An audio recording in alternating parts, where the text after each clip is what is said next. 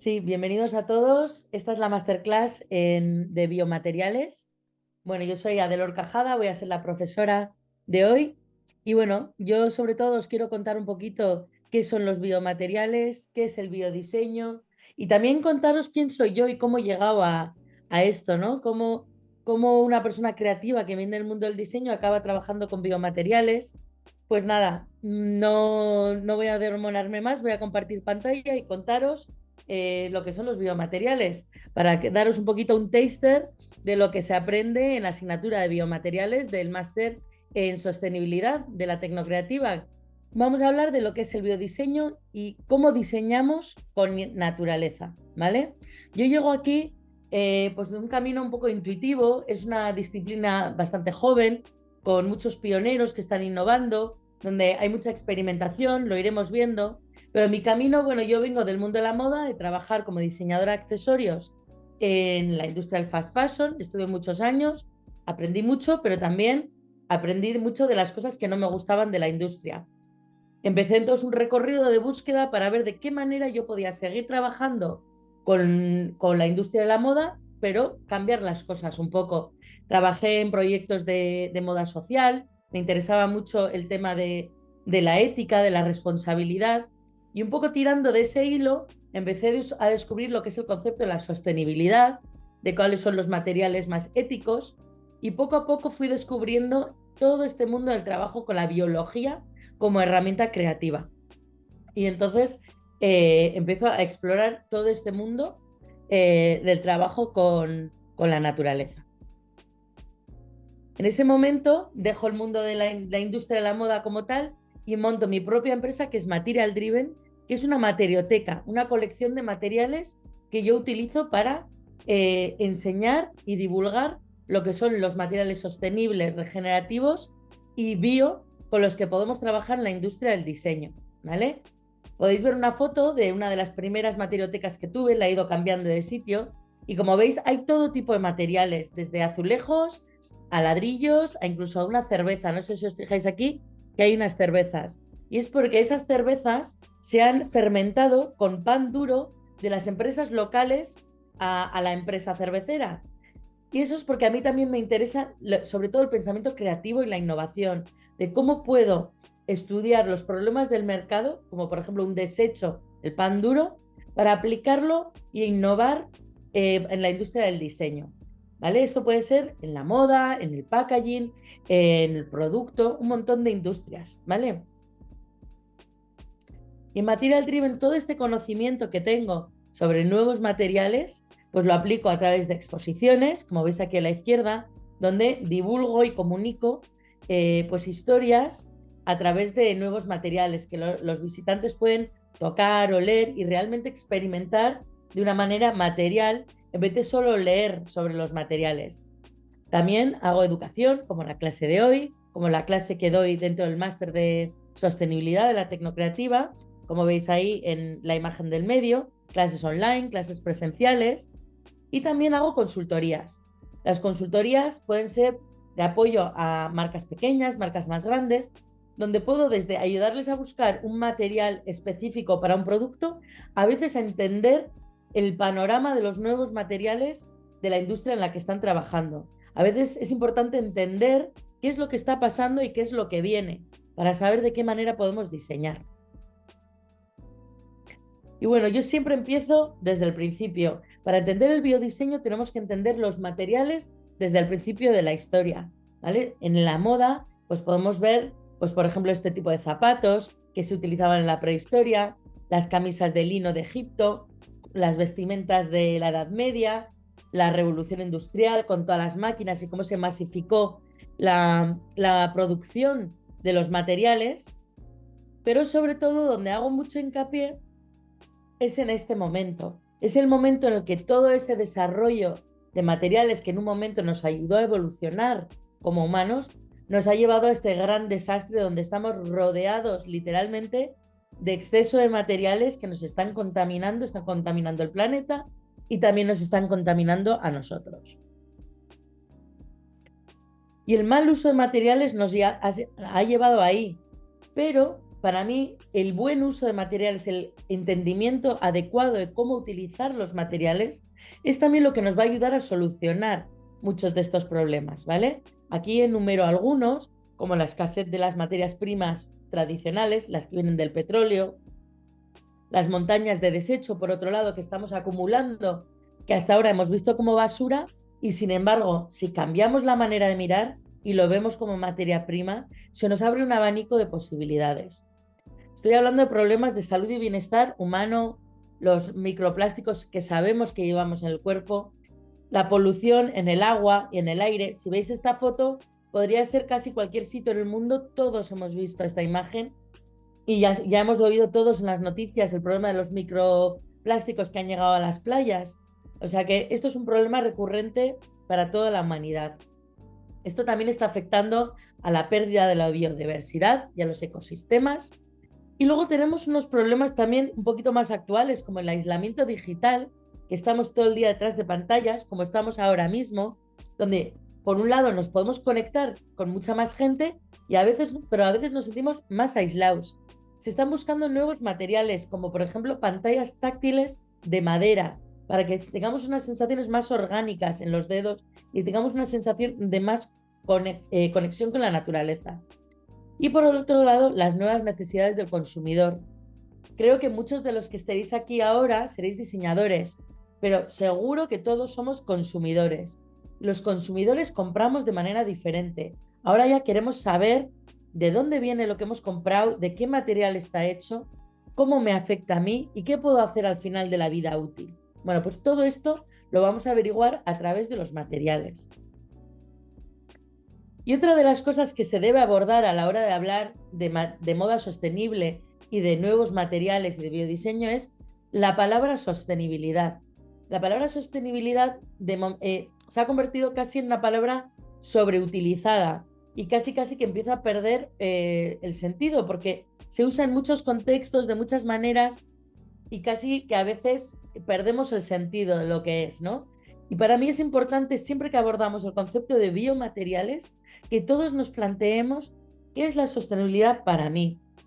Las Naciones Unidas tienen una definición estándar, reconocida, que es que vamos a utilizar los recursos del planeta para satisfacer nuestras necesidades sin dejar sin recursos a las generaciones que vienen. Es decir, es una idea de neutralidad, de utilizar lo que necesitamos, pero sin dejar huella, que los que vengan después sigan teniendo recursos. Pues bien, quizás nos tenemos que cuestionar que igual ese punto de balance ya lo hemos pasado y ya no estamos a tiempo de ser solamente sostenibles, porque ya hemos utilizado de más, ya hemos dejado una huella negativa y si seguimos siendo simplemente sostenibles, no vamos a dejar el planeta como lo encontramos. Y por eso damos un paso más allá a través del biodiseño y hablamos de diseño regenerativo. Ahí lo que hablamos es de utilizar materiales que no solo no dejan huella, sino que suman. Van a restaurar, renovar, vitalizar el planeta. Van a curar esas heridas que hemos hecho, ¿vale? Si vemos aquí en el gráfico de la derecha, podemos ver una práctica convencional que ponemos en rojo porque, bueno, son esas prácticas que cumplen con la legislación justo, pero sin embargo no hacen mucho más, ¿vale?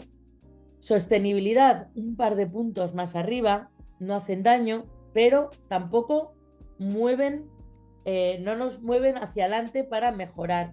Nosotros queremos llegar hasta aquí arriba, a lo regenerativo, ¿vale? Donde lo que defendemos es que no solo vamos a diseñar respetando a la naturaleza, sino que también vamos a diseñar como naturaleza. Queremos empezar a poner productos en el planeta que actúen como una especie más, en sintonía con el ecosistema de la manera que aparecen y desaparecen. Esto es un gran ejemplo, ¿vale? Una camiseta que cuando la tiramos se puede biodegradar completamente, va a desaparecer, es una camiseta de celulosa y ese tinte verde que vemos ahí está hecho de algas. Es decir, la prenda entera no tiene tóxicos, se ha hecho con materiales biodegradables y se puede desintegrar sin dejar huella. No solo eso, Podemos ver ahí los gusanos y los caracoles. Estos gusanos y caracoles se están comiendo la camiseta. Es decir, la camiseta desaparece, pero a la vez se convierte en un nutriente que da de comer a la vida en la tierra, a los insectos, incluso a la propia tierra y las plantas. Esto es lo que es ser regenerativos y los biomateriales nos ayudan a conseguir esto. No siempre solo es añadir y dar vida al planeta, sino que a veces lo regenerativo es quitar lo negativo. Y este es un ejemplo que me encanta. Es un producto que se llama Air Ink, que es ese rotulador que veis aquí arriba. Y Air Ink lo inventó una empresa en la India que se llama Gravity Ink. Y ellos lo que diseñaron fue un artilugio como una cajita que se pone en el tubo escape de los coches y va recolectando todo el carbono dióxido que va saliendo a lo largo del día y lo contiene dentro de esta caja. Esta caja se lleva a un laboratorio y quitando todo lo que sea tóxico y contaminante, convierte lo que queda, que es como una especie de polvo negro, en tinta. Empezaron produciendo estos rotuladores que veis aquí arriba, pero han evolucionado ya y tienen una gama mucho más amplia, como por ejemplo una tinta negra que venden a Pangaya, ¿vale? Pangaya ha hecho un partnership con ellos y ahora produce colecciones teñidas con tinta negra que han rescatado de los tubos de escape. Lo bueno es no solo que han quitado eso negativo, sino que queda ya contenido, ¿vale? Estamos hablando de una revolución material, un cambio de paradigma para los diseñadores. Esto viene más o menos como desde el 2010 o así, este cambio de visión donde trabajamos con los materiales a la hora de diseñar de una manera diferente. Ya intentamos evitar dibujar, diseñar en papel y luego buscar el material. Ahora lo que empezamos a hacer es trabajar desde el mismo material. Se llama también Material Driven Design. Y nos damos cuenta que el material en sí nos inspira a decidir qué forma o qué diseño queremos darle al producto final. Incorporamos el material y sus propiedades en la propia narrativa del producto, ¿vale? Porque nos damos cuenta de que el consumidor también le interesa saber eso y que eso nos puede despertar otra conexión con lo que llevamos y otra conexión con el entorno. En este ejemplo vemos, por ejemplo, un diseñador gráfico que ha utilizado la polución de un túnel en San Francisco para crear una campaña de concienciación. El túnel estaba lleno de polución negra y con unos productos no tóxicos, por cierto, logró limpiar, crear este graffiti que simula la naturaleza para volver a concienciarnos de lo que nos rodea y crear una naturaleza sintética limpiando literalmente la polución de la pared. Y aquí tenemos ejemplos de materiales que nos pueden inspirar por su propia textura, por su propio comportamiento, ¿no? Esto, por ejemplo, es un trabajo con raíces de la diseñadora Diana Scherer. Y ella empezó a trabajar con las raíces de la hierba y empezó a darse cuenta que las podía guiar y dar forma para que crecieran haciendo unos patterns y unos diseños. Entonces, es una manera diferente de trabajar. Ella le va guiando al material y el material también le va pidiendo cosas. Como veis aquí, sus primeros productos a la izquierda eran como una especie de alfombras o tapices, veis la hierba por detrás, y luego lo llevó a un nivel más allá y creó una prenda, un vestido precioso con las raíces que se expuso en el Victoria and Albert Museum en Londres. O este trabajo de Carol Colette, estas dos diseñadoras pioneras en plantear nuevos límites, ¿no? No quedarnos en donde estamos, sino siempre empujar más allá y plantearnos nuevas opciones. Por ejemplo, aquí Carol Colette de embellecimiento. Por ejemplo, este encaje de la izquierda es un encaje hecho con fibras naturales a las que le ha metido poros de micelio, que es la raíz de los hongos, luego lo explico mejor, para crear estas piezas que pueden embellecer las prendas. O por aquí, a la derecha, esto es totalmente especulativo, pero ¿por qué no planteárnoslo? ¿Por qué no estar cultivando plantas que producen comida? Aquí veis los tomates, y a la vez en las raíces estamos cultivando un encaje para la moda. La idea de la simbiosis entre industrias también es muy fuerte con el biodiseño, porque en el biodiseño lo que buscamos es aprovechar el desecho de una industria para transformarlo en otra. Y no podemos hablar de biodiseño sin hablar de Susan Lee y su colección BioCouture, que es lo que estamos viendo aquí. Es a partir de aquí que hablamos de una revolución material, este cambio de paradigma. Y me encanta recalcar que fue una mujer y que fue una diseñadora de moda la que se le ocurrió por primera vez que podíamos trabajar con un organismo vivo para convertirlo en una nueva materia prima para la industria de la moda, que tanto necesitaba nuevos materiales para diseñar de manera responsable. Lo que también hizo muy bien Susan Lee fue que entendió que un diseñador, en particular de moda, necesita utilizar materiales que le parezcan atractivos.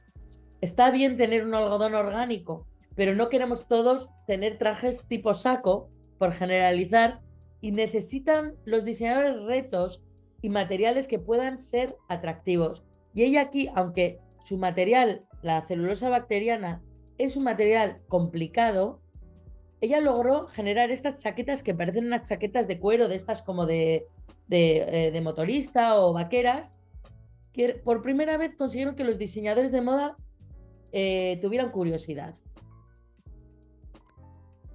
Y bueno, para resumir un poquito cómo se trabaja con el biodiseño, creo que hay que empezar por dos premisas muy importantes.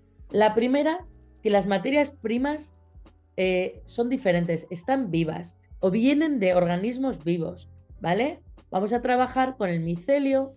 El micelio es la raíz de los hongos, ¿vale? Se le da de comer restos de comida, desechos de agricultura, lo exploraremos un poquito más adelante, pero veremos que es un material súper versátil que además es biodegradable y nos da muchísimas posibilidades de diseño. Vamos a trabajar también con bacterias para generar color, por ejemplo. Vamos a trabajar con hongos y levaduras. Esto es la celulosa bacteriana, que convive juntos en una especie de colonia en una comunidad. Luego explicaremos más detalle, ¿vale? Y también vamos a trabajar con algas en el biodiseño. Hay una variedad amplia de tipos de algas, cada una con sus propiedades, y hay 1000 maneras de trabajarlas para convertirlas en materiales, ¿vale? Pero como veis, estamos hablando de materiales que en muchos casos ni las podemos coger en las manos, las bacterias, por ejemplo. Entonces hay que empezar a aprender a trabajar de otra manera y usar la biología como herramienta creativa, pero también vamos a tener que aprender a hacer otra cosa muy importante dentro del mundo del biodiseño, que es trabajar en un laboratorio, ¿vale? Ya los materiales no se van a producir en masa en fábricas como la revolución industrial o como se hace ahora, sino que vamos a trabajar en espacios muy diferentes, mucho más esterilizados, limpios, con otros protocolos, donde vamos a codiseñar con estos materiales, porque les vamos a tener que dejar el espacio para crecer y ser lo que son, están vivos, nos van a pedir cosas y nosotros vamos a empezar a entender ese idioma para saber cuáles son las limitaciones y hasta dónde las podemos empujar o, bueno, cuáles son sus límites, ¿vale? Aquí tenemos dos ejemplos de dos empresas que están llegando ya a un nivel potente de comercialización, donde ya empiezan a tener laboratorios comerciales de producción, ¿vale? Ginkgo Bioworks o Spyber. Bueno, vamos a entrar entonces un pelín en más detalle de lo que son estos biomateriales que os he explicado, ¿vale? O las materias primas para hacer los biomateriales. Y unas son las algas. Podemos hablar de agar-agar, de alginato, de microalgas, incluso podemos hablar de la floración de algas. No sé si sabéis lo que es eso, pero la floración de algas son las algas que crecen sobre todo sobre el agua dulce cuando están contaminadas las aguas. Es decir, no siempre las algas son positivas. A veces, no sé si os acordáis lo que pasó en el Mar Menor, que se estaban muriendo muchas especies en el agua, y eso es porque crece en exceso las algas arriba, no les llega el oxígeno abajo y causa se pierde el balance del ecosistema. Bueno, pues todo ese tipo de algas se pueden utilizar en infinidad de maneras para hacer materiales. Aquí tenemos un gran ejemplo que me encanta, que es Post Carbon Lab. Es un estudio que está en Londres y ellos trabajan en concreto con las microalgas. Las microalgas tienen una capacidad inherente de absorber toxinas en el aire y en el agua. ¿vale? Sin tecnología, es una de sus propiedades. Y a este estudio se le ocurrió la idea de intentar convertir las microalgas en un líquido que se puede aplicar sobre el textil como tinte, ¿vale? Por un lado, entonces vemos aquí esta camiseta, este bolso teñido de verde, que es totalmente orgánico, pero no solo eso, han conseguido que durante 3 meses esas microalgas sigan vivas sobre la prenda, con lo cual siguen haciendo el proceso de fotosíntesis mientras tú la llevas puesta. Es decir, que tú vas a ir limpiando el aire según lleves esa prenda. Ahora están trabajando para ver si de alguna manera pudiéramos cuidar nuestra prenda para que eso siga vivo. Según se van muriendo las microalgas, la prenda va perdiendo también el color. Por otro lado, tenemos las bacterias, ¿vale? Las bacterias, como os comento, son muy complicadas de entender, quizás una de las más dentro del biodiseño, porque no las podemos agarrar, no las podemos sentir, ¿vale? Es más difícil percibirlas. Pero otra vez, una mujer y una diseñadora de moda fue a la que se le ocurrió esta idea.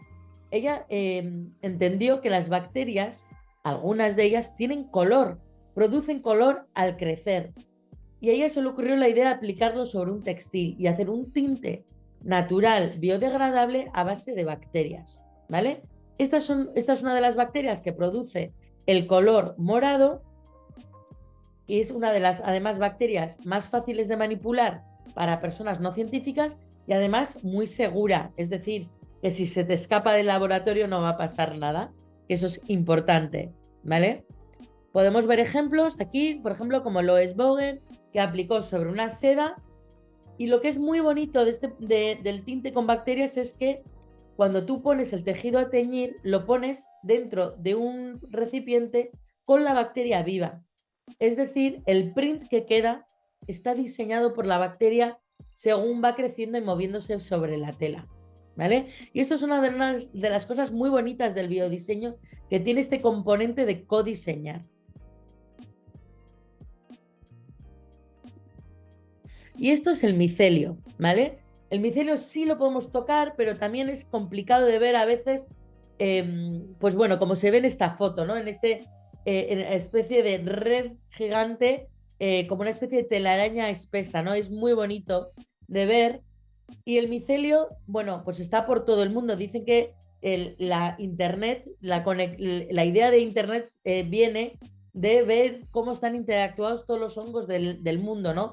Por debajo de la tierra, todos los hongos están conectados con estas pequeñas, no sé cómo llamarlos, como pequeñas raíces de micelio que se extienden y se interconectan. De hecho, incluso a las plantas y los árboles de los bosques se comunican entre sí a través del micelio, ¿vale?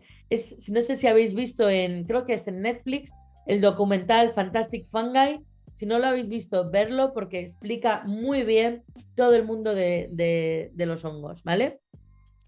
Pero además, para la industria del diseño y para la moda, es un gran material increíblemente versátil que nos permite ser creativos y producir materiales completamente sostenibles. Aquí tenemos un ejemplo que ha llegado al mercado. No voy a mentir, no es completamente biodegradable. El producto final lleva un poquito de material a base de petróleo. Nos vamos a encontrar esto y es algo que se explora dentro del módulo de biomateriales de cómo se llega al mercado. Pero bueno, primero os voy a explicar lo bonito de este producto de Milo. Y es un micelio cultivado, pero sobre un nutriente líquido. A ver, os lo explico. Al micelio, para que crezca, hay que darle de comer, ¿vale? Porque es un organismo vivo. Y le podemos dar de comer o un sustrato sólido, como el desecho de la agricultura, y nos va a producir un material sólido. Mira, de hecho, tengo aquí una muestra, ¿vale? Esto sería como una especie de jarroncito de micelio, pero como veis es duro. Esto para hacer una prenda no nos sirve y eso es porque tiene aquí dentro, ¿veis las virutitas? Su nutriente sólido. Para hacer lo que vemos aquí en pantalla se le da un nutriente líquido y el micelio entonces crece flotando encima de esa superficie. Cuando luego lo extraemos y lo secamos podemos tener un material flexible como el cuero, ¿vale? Esto lo fabricó Bolt Threads y Bold Threads es interesante también entender su historia, que es parte de un consorcio en el que han participado Lululemon, Stella McCartney, Adidas. ¿Por qué? Para poder aportar un apoyo financiero para ayudar a que estos materiales tengan el tiempo de desarrollo de I+D para llegar al mercado antes. Y esto es la celulosa bacteriana, ¿vale? Esto es lo que hablamos de la colonia de hongos y levaduras. Igual muchos habéis oído hablar del cuero de kombucha o del SCOBY, ¿vale? SCOBY en inglés significa Symbiotic Colony of Bacteria and Yeast, ¿vale? Y eso es porque las levaduras y las bacterias conviven juntas sobre el líquido de la kombucha. Para el que no lo sepa, la kombucha es un té fermentado. Igual muchos lo habéis bebido. Para fermentar ese té se tiene que poner a esta madre. Lo que veis aquí en la foto sería una madre. Imaginaros un kéfir o el comienzo de una masa madre, ¿vale? Y esta colonia va a fermentar el té. Mucha gente se bebe este té y luego desecha esta madre que queda arriba.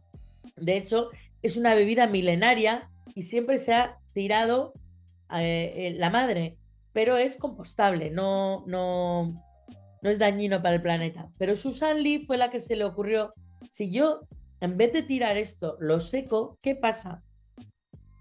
Y salió un material, bueno, este material de aquí es la celulosa bacteriana seca, pero también con unas virutitas aquí de textil, ¿vale?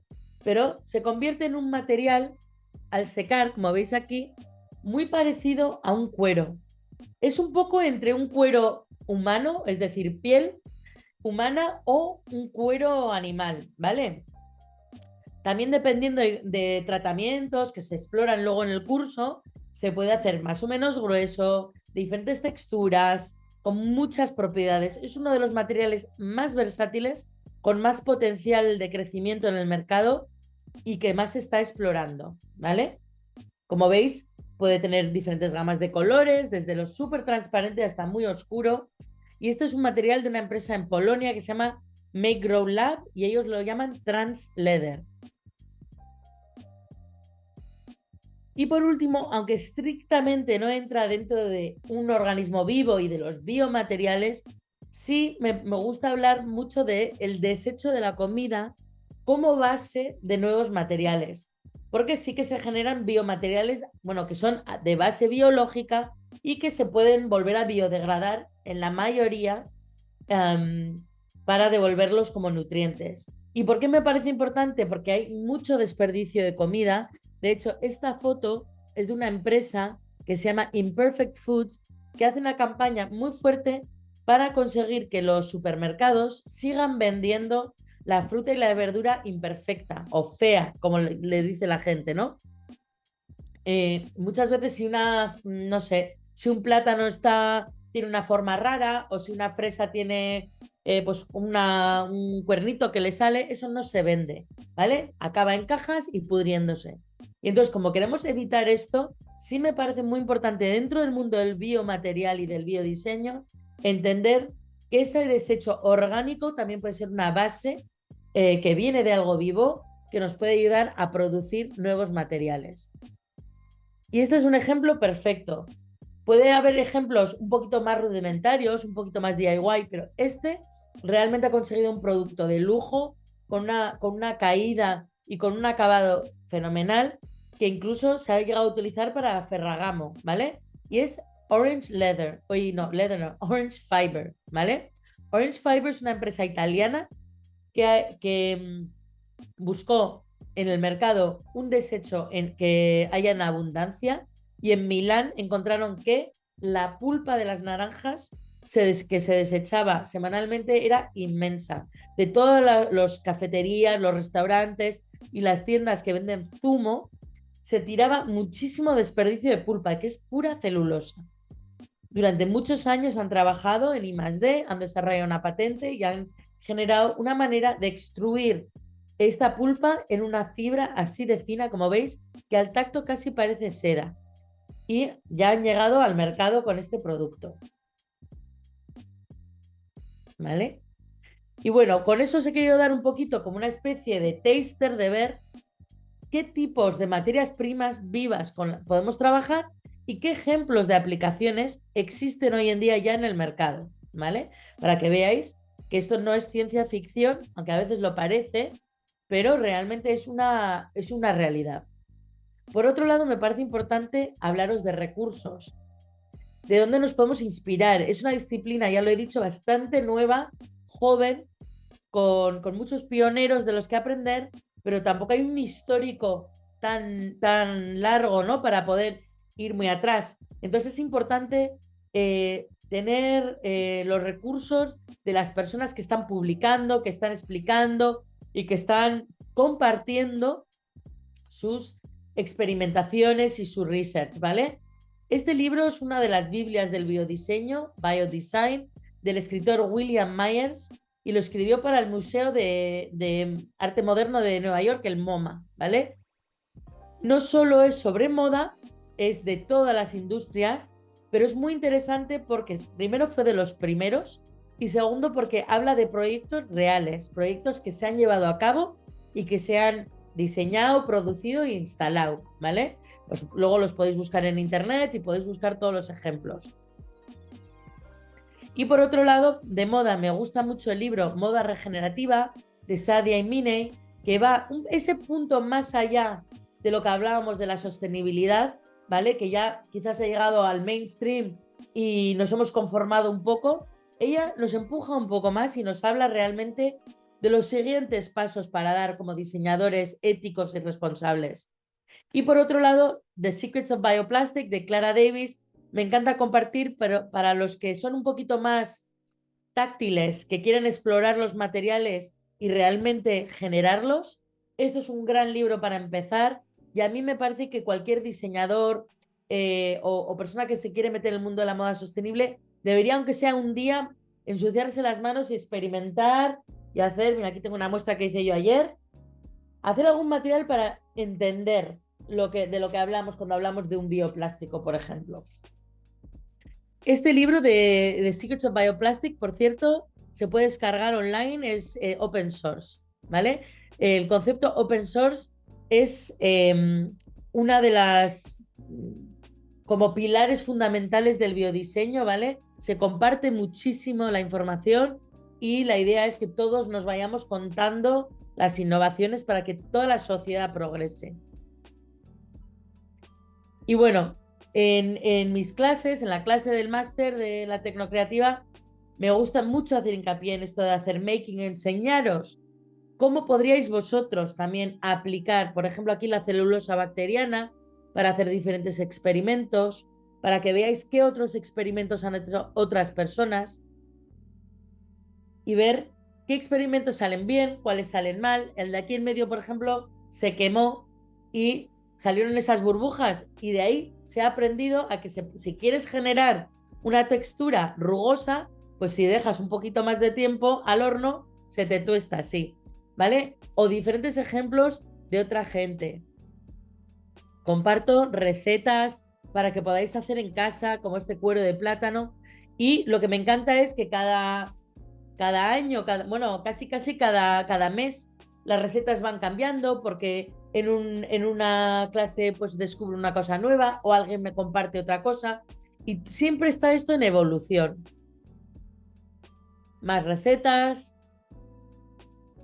Y bueno, os pongo ejemplos de cosas buenas, malas que van saliendo, pero para que podáis apreciar un poco esa emoción de la experimentación, de los colores, las texturas, de la ilusión que hace cuando sacas algo y ha quedado bien, de la desilusión cuando ha salido mal, pero todo es una experiencia. Y luego hacer un poquito de hincapié de, a pesar de esa parte experimental un poco más intuitiva, sí hay una parte muy importante que el diseñador debe aprender de la ciencia, del biólogo, que es la documentación. Es apuntar muy bien las recetas, muy bien los cambios. Fijaros, aquí estamos hablando de que apuntan incluso la hora en la que empezaron, la hora en la que acabaron y toman fotos y es un recurso muy importante para el biodiseñador aprender a tener este tipo de habilidad y de herramienta. A mí me ha costado.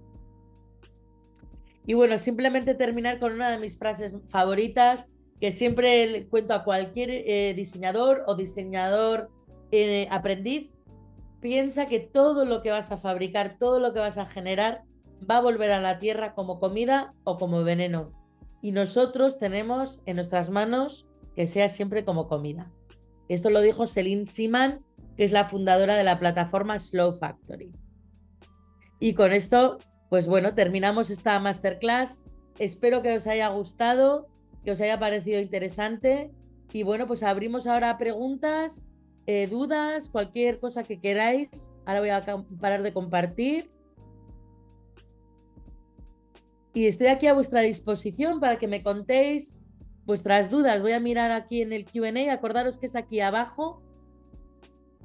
A ver, voy a empezar aquí con María Esteban. ¿Se puede unir el biodiseño con la impresión 3D? Absolutamente. De hecho, es una de las vías que se está explorando porque la impresión 3D, no sé si sabéis cómo funciona. Normalmente funciona la tradicional con un filamento. Mira, de hecho tengo uno aquí, un segundín. Mira, con un filamento así, ¿vale? Que está duro, lo metes en la máquina y se va derritiendo y va saliendo por un extrusor que va a ir haciendo las capas 3D, ¿vale? Dentro de esto podemos utilizar, por ejemplo, el PLA, que es un bioplástico, porque es un plástico que proviene de recursos orgánicos, ¿vale?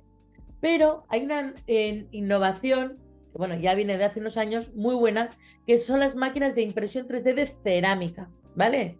¿Qué diferencia hay? La impresión 3D en cerámica, en vez de tener un filamento que tú compras ya duro para derretir, vamos a trabajar con un tanque, como si fuera una botella de agua. Imaginaros este tanque lleno de arcilla. Con un compresor de aire empuja la arcilla a entrar por un tubo que pasa por un extrusor que luego lo va a ir sacando y formando la pieza, ¿vale? Ahí tenemos que trabajar y entender súper bien el material para que tenga la consistencia para salir por el extrusor, sin embargo, aguantar las capas que vamos amontonando.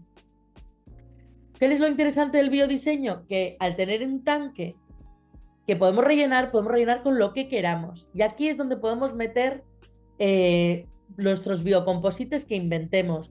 Podemos hacer pues una mezcla de algas con desechos de café, podemos explorar con celulosa mezclada con restos de lana. Y el trabajo va a ser conocer suficientemente bien el material para poder tener la consistencia adecuada para extruirse. ¿Vale? Espero que lo haya contestado. Otra pregunta, ¿dónde puedo ver las recetas? Bueno, las recetas yo las comparto durante el curso, pero sí es verdad que hay muchas plataformas que comparten recetas gratuitas, porque esto es como la receta de un bizcocho, ¿vale? Es decir, hay una receta base, harina, huevos, azúcar, en este caso pues son polímeros, plastificantes y luego aditivos. Y si tú buscas online bioplástico de algas, te van a salir 3 o 4 variantes. Y lo importante es que tú empieces y explores a encontrar la receta tuya, ¿vale? Otra pregunta, Gustavo. Una vez visto con otro prisma, el biodesign de cierta forma siempre estuvo y ahora se retoma con esa visión urgente y fresca. ¿Se está trabajando el biodiseño, técnicas de edición genética? Gracias. Bueno, sí, es interesante lo que comentas de que se ha estado utilizando siempre y se está retomando, pero hay una gran diferencia porque ahora intervenimos los humanos también, pero con otra, espero, moral y otra ética. Es decir, que estamos también ahora trabajando en sintonía, ¿vale? Se habla mucho de biosintética, es decir, interviene el humano, pero de manera biológica y respetable y respetuosa. Entonces, no dejamos que el micelio crezca de cualquier manera, sino que intervenimos para biofabricarla de la manera que nosotros queramos, pero siempre respetando pues, sus procesos. Y sí se está trabajando con edición genética. De hecho, hay un cuero que se está trabajando en Estados Unidos que sería un cuero animal, pero no se daña a ninguna vaca, ningún animal. Se coge el ADN de la vaca, se lleva a un laboratorio y a través de un sistema que se llama CRISPR se logra multiplicar este ADN hasta generar dentro de un Petri, dentro de un laboratorio, una plancha de cuero animal desde el ADN. Incluso luego le podrías, por ejemplo, poner el ADN de la piel de un melocotón y podríamos tener un cuero de vaca con textura de cuero de melocotón hecho en un laboratorio. Esto abre muchos debates y hay muchos lados confrontados de la ética de esto, pero sí está pasando. Vale. Como patronista, ¿cómo nos puede influir el biomaterial? Bueno, pues sobre todo porque el biomaterial, por ejemplo, tiene una virtud buenísima que es zero waste, cero desecho. Un patronista, cuando corta la tela, te sobra mucha tela. Aunque ya sé que hay muchos patronistas muy éticos que intentan aprovechar, pero es común que sobre. Con biomateriales en general hay dos opciones. Una, que podemos cultivar el material exactamente a la forma del patrón, es decir, cero desecho. Yo esto lo cultivé exactamente de la forma que yo quería, no sobró nada, ¿vale? O si me sobra, generalmente puedo o ponerlo en compost y devolverlo como nutriente, o puedo volver a cultivar otro bioorganismo, o muchas veces simplemente se puede reciclar en sí mismo. Es decir, este biomaterial de algas yo lo puedo volver a derretir si me sobra y vuelvo a hacer otra pieza, ¿vale? Más preguntas. A ver, ¿cuál era el nombre de la primera diseñadora que se nombró en los ejemplos? ¿Puede ser Susan Lee? O Diana Scherer. ¿Puede ser? A ver, os pongo ahora en el chat los nombres, ¿vale? Pero la importante pionera, Susan Lee, ¿vale? Al crear estos materiales, ¿cuáles serían los cuidados, mantenimiento y lavado? Vale. Bueno, Alison, esta es una gran pregunta y es la pregunta del millón, ¿vale? Estamos ahora en este momento con la comercialización de los biomateriales, se está viendo que hay ejemplos que demuestran que se puede hacer, están intentando llegar al mercado, están trabajando en la escalabilidad, pero uno de los grandes retos es conseguir que el mantenimiento sea parecido o igual de fácil que los materiales a los que están acostumbrados todos los consumidores de hoy en día, ¿no? Pues el cuero vegano, pues muchas veces para conseguir eso hay que ponerle, como os he comentado, esa capita final de poliuretano, por ejemplo, ¿vale? Para que los cuidados y el mantenimiento sea más o menos fácil.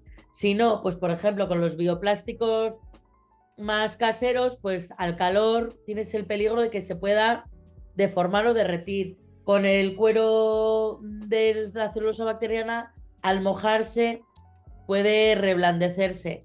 Pero bueno, ya hay empresas trabajando para hacer acabados más sostenibles.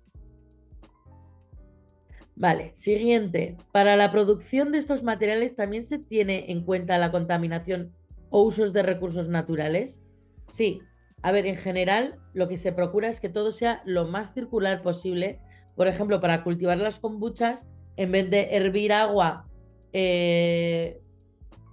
nueva para hacer el té, pues aprovechar desechos de fruta que ya vienen que ya tienen su agua, igual añadir menos, o usar los azúcares de la fruta en vez de añadir azúcar procesada. O para el micelio, pues usamos desechos de agricultura. Siempre intentar que sean recursos desechados o eso es que sobran y que sean altamente renovables, que no tengamos que estar produciendo más desecho a propósito, digamos. Y sigo con la pregunta. Pienso, por ejemplo, en la cantidad de agua necesaria para producir algunos de estos, o la posibilidad de una extracción a gran escala de algas. Si estos materiales llegan al mundo de las grandes compañías. Efectivamente, bueno, pues lo del agua. O, por ejemplo, si hago yo un bioplástico, o muchas veces, por ejemplo, tengo que hervir un desecho de una piel de plátano, todo ese agua que sobra se puede guardar para cultivar otro biomaterial. En general, entre el mundo de biomateriales se puede reciclar bastante los desechos de unos y de otros. Y, por ejemplo, para las algas, bueno, pues se trabaja mucho para trabajar con bioreactores, que se usa el mínimo de agua y bueno, ese agua está lleno de nutrientes, siempre puede usarse para cultivar algo nuevo. ¿Cómo dices que se llama el curso que haces en Tecnocreativa? Bueno, yo hago el curso de biomateriales dentro del máster en sostenibilidad, ¿vale? Os recuerdo que se abre otra vez la convocatoria en abril. Empieza un nuevo curso, ¿vale? ¿Cómo de duraderas se podría considerar las prendas de estos materiales? Bueno, va a depender mucho del biomaterial y del diseñador. Hay algunos diseñadores un poquito más caseros, vamos a decir, y son prendas pues, muy delicadas. Pero hay ejemplos de prendas que están en el mercado. Philip Lim, un gran diseñador, hizo una colección con unos vestidos con unas lentejuelas de bioplástico y pues tienen la durabilidad igual que cualquier otra de sus prendas, ¿vale? Pero bueno, esto, igual que el mantenimiento, son las grandes preguntas ahora mismo con la comercialización de los biomateriales. Ahora mismo las empresas de biomateriales están en el punto de mira porque hay mucha expectativa de que se llegue a cumplir con todo lo que dicen. Pero yo confío que lo van a hacer. Podemos volver a ver la clase, se sube la grabación a algún sitio. Ahí me has pillado. Lo tendríamos que preguntar. Seguro que luego os lo confirman por el chat. ¿En qué máster se dan bases de biología aparte de la parte práctica? ¿Másters en qué sentido? ¿Másters de moda o en general las bases de biología para poder diseñar biomateriales? Pues se van a dar pues en este máster, por ejemplo, de la Tecnocreativa. Y bueno, realmente no hay una formación particularmente reglada todavía. Se pueden hacer cursos cortos y bueno, desde luego si has hecho un máster en biología, pues desde luego.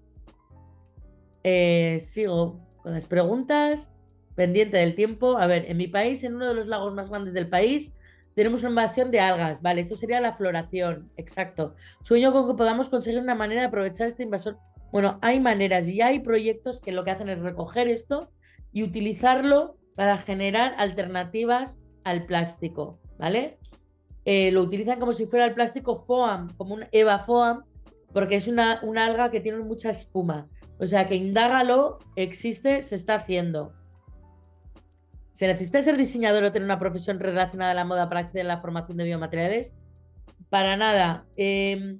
Para ser biodiseñador lo que hace falta es curiosidad, hace falta ser una persona interdisciplinar, que sepas aprender y que tengas ganas de aprender de biología y de diseño, que quieras entender sobre la sociedad, las necesidades. Tienes que ser una persona interdisciplinar, curiosa, innovadora y ganas de aprender y que no te frustres con los fracasos, porque a la hora de experimentar los biomateriales ocurre a menudo, pero es un proceso súper interesante.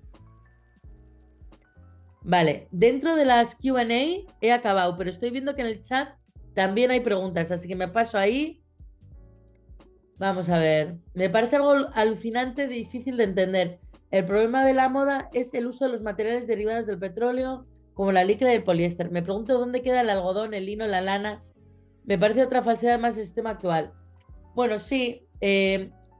A ver, yo creo que por hacer abogado del diablo, pues cuando se descubrieron los plásticos y las fibras de plástico, en su momento fue una revolución, nos ha permitido hacer muchas cosas, generar prendas cómodas, elásticas, que nos han permitido hacer muchas cosas, pero nos equivocamos en un punto muy importante que era no pensar en el impacto. De hecho, se está reivindicando ahora una plataforma que se llama la Química Verde, que está abogando para que los químicos que inventan todas estas cosas tengan también un código ético al que adherirse, para que tengan que plantearse cada vez que innovan en un nuevo material, tengan que entender el impacto y si es justificable, ¿vale?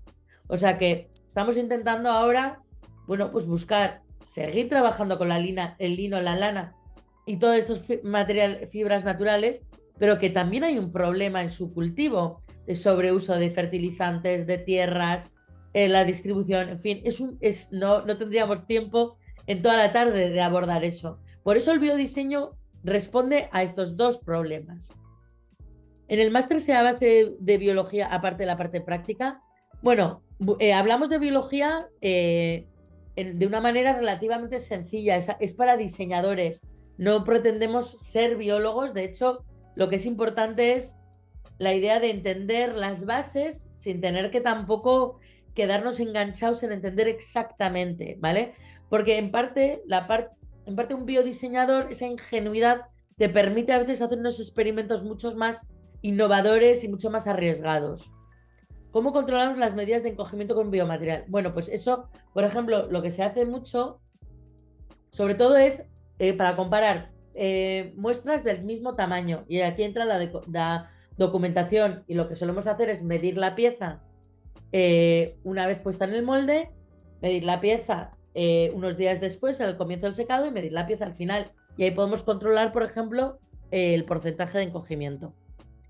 Hola, ¿puedes poner otra vez las diapositivas de las recetas? Vale, pues un segundito, ahora las subo. De todas maneras, estas recetas las podéis buscar, os digo, online, en YouTube.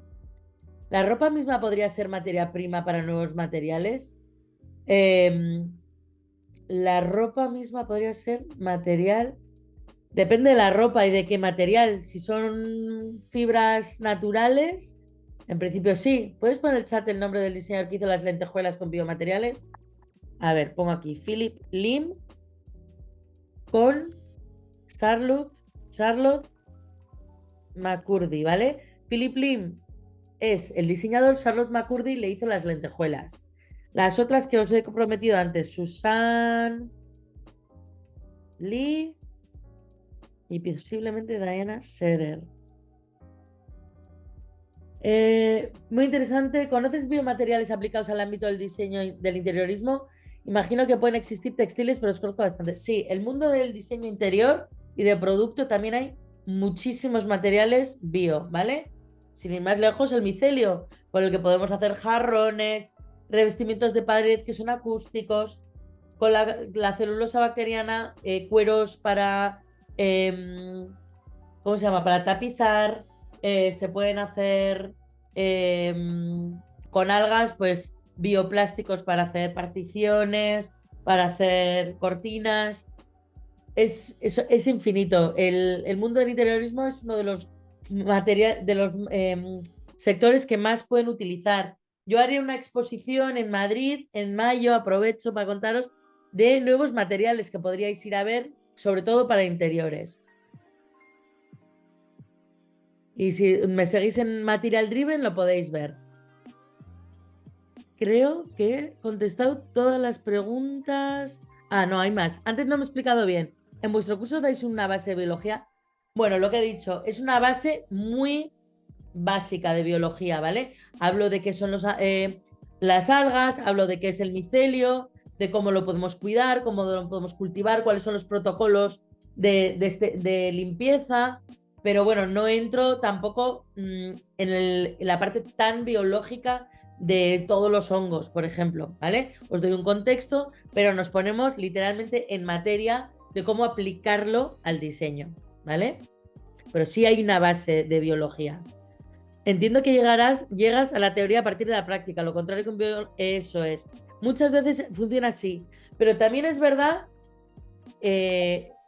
es verdad que muchas veces los biodiseñadores, si no sabemos algo de biología, trabajamos con un biólogo. Oye, ¿me puedes ayudar en este punto? ¿Por qué la bacteria me hace esto? ¿Vale? Y es un poco como el diseñador con el artesano, ¿vale? Un diseñador hace un bolso y luego está con el artesano mano a mano dialogando hasta que sacan el producto, ¿vale? Es en Instagram, os lo acabo de compartir, ¿vale? Y la web, Material Driven. Tiene sentido eso. Nombre documental de Netflix sobre hongos, vale. Se llama Fantastic Fungi, si no me confundo. ¿Cuál sería el coste de producir estos materiales? Supongo que la producción es más limitada que actuales producciones de tejido. Ahora, a la hora de comercializar. Vale. De momento, para comercializar es un material caro. Suele ser 2 a 3 veces más caro que un material estándar, ¿vale? Pero no nos olvidemos que los materiales actuales son a unos precios irrisorios a veces, pero porque estamos dejando un impacto en los trabajadores, en el planeta, en fin, son baratos porque se paga por otro lado. Por otro lado, para producir en tu casa, bueno, es bastante asequible para cualquiera poder cultivar en casa a escala DIY, ¿vale? Yo en mi cocina tengo aquí ahora 20 kombuchas, tengo mis bioplásticos, es una cosa muy asequible experimentar. Escalar es otro tema, pero bueno, como en todo, ¿vale? Como todos los materiales. ¿Qué acabas de decir? Material Driven. No, Material Driven, ¿vale? Material Driven es el perfil de mi empresa, es donde hago toda esta investigación, donde he estado explorando desde el 2018 los biomateriales y donde trabajo haciendo pues estas clases, donde hago exposiciones, etcétera. Lo he puesto en el chat. Sigo leyendo. ¿Hay startups en España que trabajan así? Sí, ya empieza a haber cada vez más eh, empresas españolas que están generando biomateriales de pues, cueros, de celulosa bacteriana. Hay una muy importante que está ahora, se está hablando mucho, que es Polybiome, por ejemplo, os lo pongo en el chat. Y España está bastante involucrada y se ve ya un movimiento importante. Desde hace 3 o 4 años yo noto ya mucho cambio. Pues me alegro mucho que os haya abierto un mundo. Yo lo descubrí hace 10 años y aquí sigo. La verdad que no me aburro. Pues muchas gracias a todos y ha sido un placer.